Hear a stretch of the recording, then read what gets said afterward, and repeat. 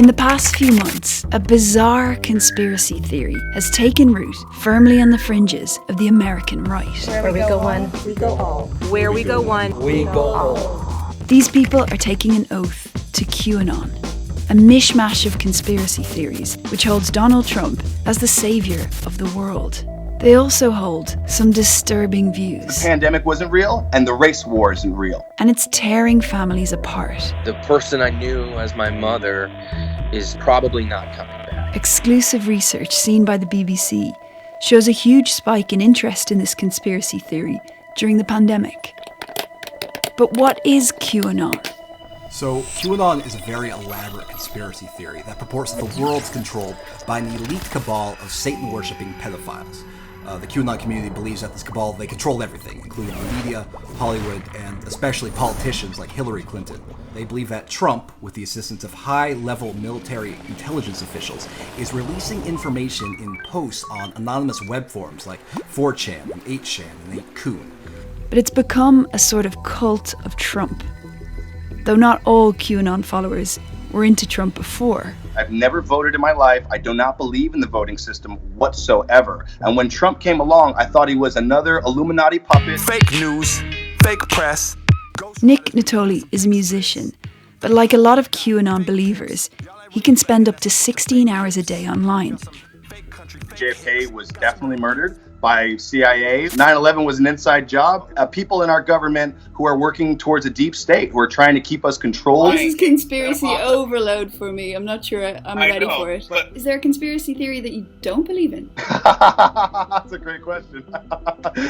I can't think of it off the top of my head right now. I've only been actively posting, I'd say, for the past couple of months. But the response that I've gotten is insane. Exclusive research seen by the BBC looked at the use of hashtags specific to QAnon. Here's how many posts there were over the 2 years before the pandemic. And then in March, this happened. On Facebook, in just 4 months, membership of the biggest public QAnon groups rose by 700%. Most followers seem to be in the US, but there's been a rise in posts from the UK, Germany, and Brazil. These vast increases in conversation came at a time of societal instability and at a time of turmoil for a lot of people. And people were looking for an answer as to why everything was happening. People were also locked down in their homes. They were, stuck to their computers, stuck to their phones all day. So they had more exposure to this kind of thing online. You're an organisation that covers extremism. So why are you studying QAnon? QAnon was labelled a domestic terror threat by the FBI last year. It was born on platforms that are really associated with white supremacist movements, with far-right extremism. And although you can't really label Q followers as that, the conspiracy is tangential to that side of extremism. It takes on anti-Semitic tropes. It really kind of targets the same people as far-right extremists as well. Another site that's seen a huge surge in popularity recently is this page on the message board Reddit.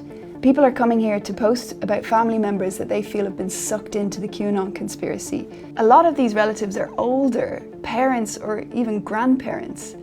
We've spoken to a few of those who've been posting, but we're going to hide their identities because some of their relatives could be quite vulnerable.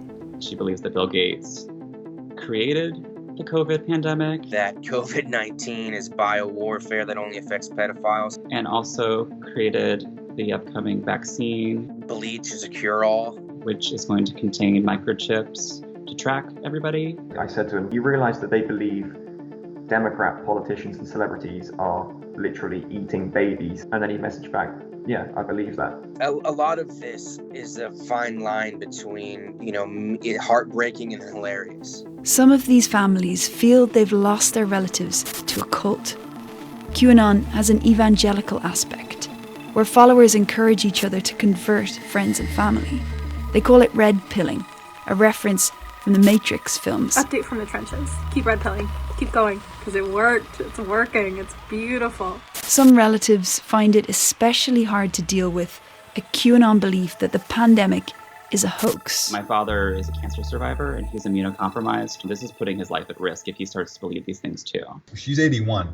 She's not wearing a mask. She's not social distancing in any way. She implied that my girlfriend's mother who had COVID-19 was a predator, that's when kind of snapped a little bit. What do you think of the pandemic? I think it's a hoax. I think that the rumor on the street is that President Trump is trying to get all these people to go to jail for pedophilia, child sacrifice, and that the deep state has control of the media and put out this story to try to save their ass. It's likely there'll be at least 14 QAnon believers on the ballot in the US in November. One of them could even make it to Congress. Marjorie Taylor Greene is in a runoff in Georgia in a safe Republican seat.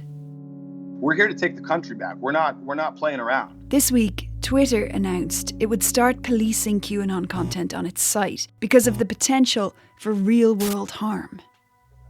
As the movement grows, many more families will be left wondering what's happened to the people that they love. I have to accept that the person I knew as my mother is no longer present and probably not coming back.